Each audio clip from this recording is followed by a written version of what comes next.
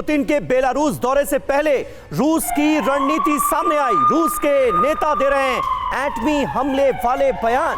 Medvedev ने NATO पर सीधे हमले की धमकी दे दी है। 9 दिसंबर को पुतिन भी एटमी अटैक की धमकी दे चुके हैं। ड्यूमा के डेप्यूटी स्पीकर ने भी मिसाइल से तबाही की बात कही थी।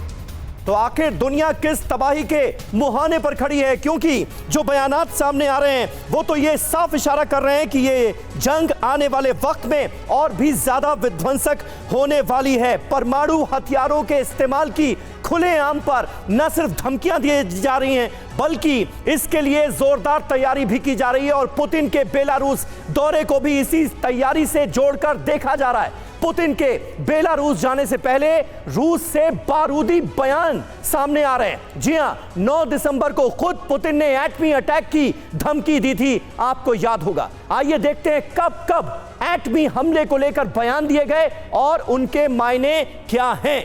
ऑर्गेनिक फार्मिंग करेंगे तो सिर्फ आपकी ही सेहत ही नहीं बल्कि आपके पैसों की सेहत भी अच्छी रहेगी। ऑर्गेनिक फार्मिंग सीखनी है तो फ्रीडम ऐप को अभी डाउनलोड करो।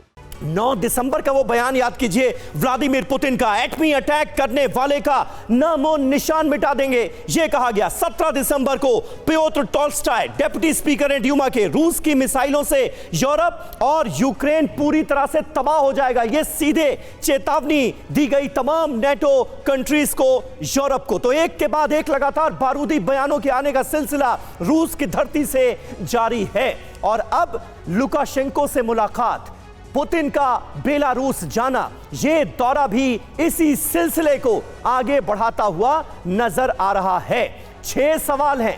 न्यूक्लियर वॉर का काउंटडाउन एक तरह से शुरू हो चुका है। यह हम क्यों कह रहे हैं, इसकी पड़ताल जब हमने की तो कई बातें सामने आई। क्या यूक्रेन में रूस कमजोर हो रहा है, यह वजह? क्या पुतिन का मनोबल टूट चुका है, यह बड़ी वजह? क्या परमाणु युद्ध ही विकल्प बचा है, इसलिए इसका जिक्र बार बार हो रहा है? क्या रूस टैक्टिकल न्यूक वेपन यूज करेगा, यह बहुत बड़ा सवाल है। क्या नेटो से मुकाबले में नाकाम साबित हुआ रूस? क्या रूस के हथियार खत्म हो रहे हैं? इन 6 सवालों पर आज पूरी दुनिया को गौर करना बहुत जरूरी है। हमारे साथ तमाम खास मेहमानों का एक बड़ा पैनल मौजूद है। सबसे पहले मेजर जनरल एसपी सिन्हा साहब, मैं आपके पास आऊंगा।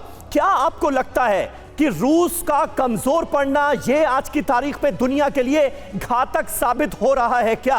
क्योंकि साफ तौर पर रूस ने यह क्लियर कर दिया है कि या तो हम जंग जीतेंगे या पूरी दुनिया बर्बाद होगी, यानी सीधा इशारा विश्व युद्ध की तरफ, परमाणु युद्ध की तरफ। एकदम आपका असेसमेंट एकदम सही है और मेरा भी अनुमान है कि न्यूक्लियर ऑप्शन का खतरा अब बढ़ रहा है, संभावना बढ़ रही है। क्यों? क्योंकि जो रिजॉल्व है मिस्टर पुतिन का, रिजॉल्व बहुत साफ है, या तो हम जीतेंगे और नहीं तो हम न्यूक्लियर, और नहीं जीते और कठिनाई बढ़ी तो हम न्यूक्लियर ऑप्शन लेंगे।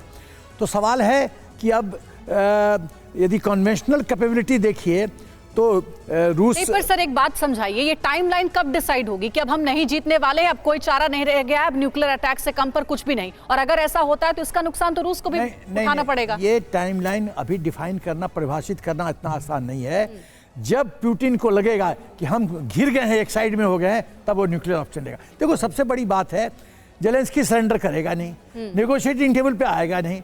मिस्टर पुतिन को डिसाइसिव विक्ट्री मिल नहीं रही है। डिसाइसिव विक्ट्री बनी तो ये जो स्टेलमेट है ना, मेरा अपना बैटल रीडिंग है, ये स्टेलमेट चलता रहेगा। लेकिन एक इस स्टेलमेट में एक और जो चीज़ गति दे रही है, वो गति ये है कि दोनों का कन्वेंशनल वॉरफेयर का जो कैपेबिलिटी है, चाहे एम्यूनिशन होल्डिंग कीजिए या मिसाइल से होल्डिंग कैपेसिटी देखिए, होता क्या है। मुझे 1.5 मिनट दिया, बहुत इंपॉर्टेंट बिंदु बोलने जा रहा हूँ, थोड़ा टोकिएगा नहीं। देखिए इंडियन आर्मी में कॉन्सेप्ट है, मैं एम्यूनिशन का एज MGOC इंस्पेक्शन किया हूँ, एम्यूनिशन डिपोज का टेक्निकल बॉस था मैं। इंडियन आर्मी में concept 30-30 concept, 30 days of intense firing, 30 days of normal firing. Intense firing मतलब टक टक टक टक टक 24/7। नॉर्मल फायरिंग मतलब फायर किया रुके, फायर किया रुके। लेकिन सर जो तस्वीर है उसको समझने की आप कोशिश करिए। जिस तरह के सिनेरियो लग रहा है उसमें ये लग रहा है कि न्यूक्लियर वॉर हो जाएगा। अगर न्यूक्लियर वॉर होता है तो पुतिन भी तो, उनका देश भी तो खत्म हो जाएगा। वो ऐसी गलती कैसे कर सकते हैं, सवाल ये है। देखो ऐसा है, जब आदमी देखता है कि हम डूब रहे हैं तो उसकी कॉन्सेप्ट बहुत साफ रहती है। ऑर्गेनिक फार्मिंग करेंगे तो सिर्फ आपकी ही सेहत ही नहीं बल्कि आपके पैसों की सेहत भी अच्छी रहेगी। ऑर्गेनिक फार्मिंग सीखनी है तो फ्रीडम ऐप को अभी डाउनलोड करो।